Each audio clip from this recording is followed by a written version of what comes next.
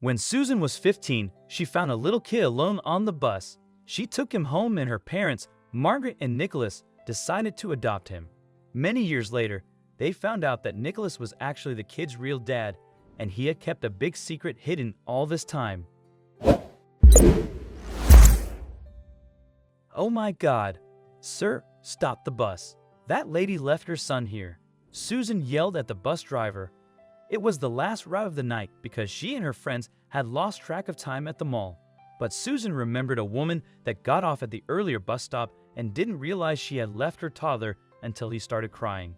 "I can't stop the bus," the bus driver shouted back, despite Susan's insistence. She soon realized he didn't care, but she couldn't just leave the baby alone on an empty bus. Would the driver do something when he finished the route? Probably not, she thought. Therefore, Susan did the only reasonable thing she could think of. She grabbed the toddler, who couldn't be older than 2, and took him home. "Susan, what are you doing with that boy?" Susan's mother, Margaret, exclaimed when she saw her daughter entering the house with a toddler on her arm. "What's going on?" "I don't know, Mom. Someone just abandoned him on the bus. It was way too cold, and the driver didn't care. I couldn't just leave him," the teenager explained. "Well, I guess you did the right thing, but what are we going to do now?" Margaret wondered, more to herself than to her daughter. Her husband, Nicholas, appeared in the living room and asked what was going on. They told him, and he also had no idea what to do. "Let's just keep him here overnight, and we'll call the police tomorrow. They'll try to find his parents, I guess," Nicholas suggested, and they tended to the toddler. They gave him food and played with him. Overall, it was a pretty fun night as they hadn't had a baby at home in many years. "We'll do the best we can, but sometimes the mother doesn't appear at all. She probably abandoned him on purpose," the kind police lady told them the following morning. They called the non-emergency line, and a squad car came to their house to check things. "What's going to happen to him?" Susan asked. "Well, he'll go into the system just like all abandoned kids. Luckily, he's young. He might get adopted soon," the cop said. "We have called CPS, and they'll be around soon to take him with them." The officer left, and Susan immediately told her mom that they couldn't let the baby go. "Please, Mom, he can't go into the system. What's going to happen to him? We can't just abandon him too." "What do you suggest we do, Susan? He's not our baby," Margaret said, frustrated. "Why don't you adopt him?" "I can't do that. It's a big responsibility. You always talked about having another baby, but never did. Maybe this is fate." Susan insisted, and Margaret nodded to appease her daughter, but this wasn't an easy decision. But when a CPS social worker came to their house a few hours later, she couldn't let the baby go. "Please, can we foster him?" Margaret asked while Susan jumped and smiled in the background. The lady agreed as long as Margaret and her husband got a foster parent license and all the requirements needed for New York. They both agreed, and a few weeks later, they became the boy's official guardian. Since they couldn't find his parents or any of his documents, they named him Joseph.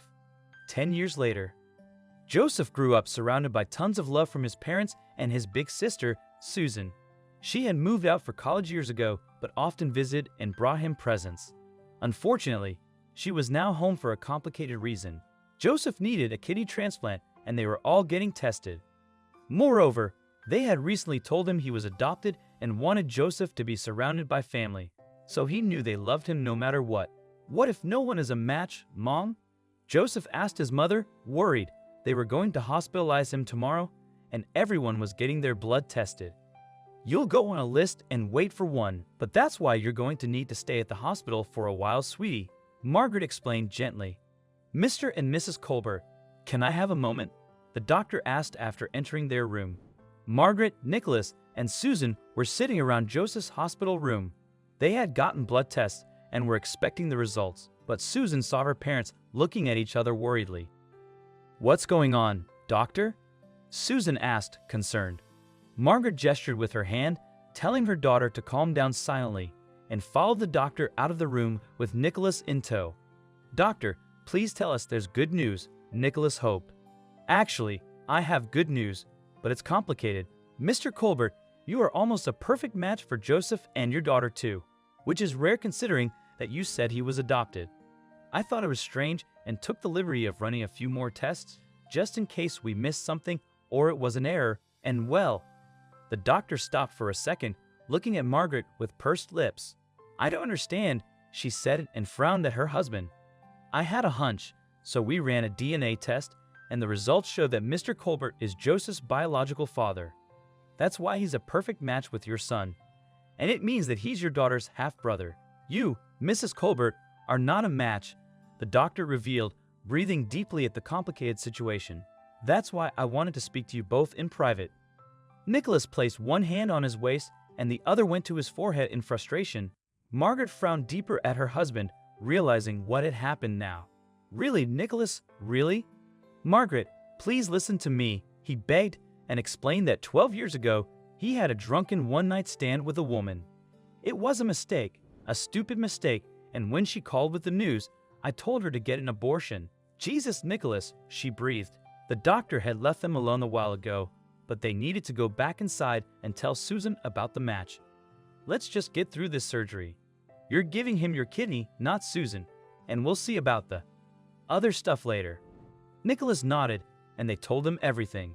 Susan offered her kidney, actually excited that she could help her brother, but Nicholas insisted that it be him because he was a better match. After the operation, Susan learned everything, and she was shocked, though happy to know Joseph was really her brother. "So, I found my actual brother on a bus? That's crazy, Mom." "Maybe it was meant to happen," she said. Margaret cried, but was relieved Joseph's surgery went well. The news about her husband's affair didn't seem as important anymore. Joseph brought so much happiness that she forgave Nicholas quickly, but after he got better, he had to win her love back. They decided to tell Joseph the truth before leaving the hospital, even though he was only 12. He deserved to know. When they asked if he wanted to find his birth mother, he shook his head. "You're my only mom," he said, hugging Margaret. She knew forgiving Nicholas was right, despite the shocking truth. Adopting the toddler Susan found hadn't been easy, but it was the best decision ever.